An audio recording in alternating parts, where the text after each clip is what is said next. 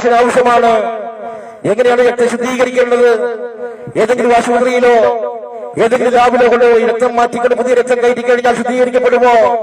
ഇല്ലേ ഇല്ല. കാരണം പിന്നെ ഈ പാപത്തിന്റെ രക്തമാണ് നമ്മുടെ അകത്ത് വരുന്നതാൽ പാപമില്ലാത്തവന്റെ രക്തം ശുദ്ധീകരിക്കപ്പെടണം.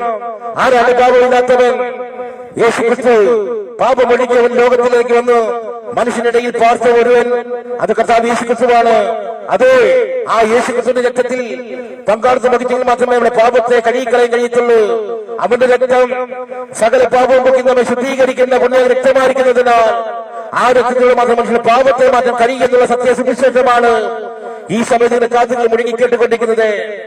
പാപത്തിലായിരിക്കുന്ന മനുഷ്യൻ, പാപത്തിൽ രസിക്കുന്ന മനുഷ്യൻ, പാപത്തിലൂടെ മരണത്തിലേക്ക് പോകുന്ന മനുഷ്യനെ തേടി 2000 വർഷങ്ങൾക്ക് മുമ്പ് ഈ താളഭൂമിയിലേക്ക് ഇറങ്ങി വന്ന ക്രിസ്തുവേശ്വരെയാണ് ഞങ്ങൾ പരിചയപ്പെടുത്തുന്നത്.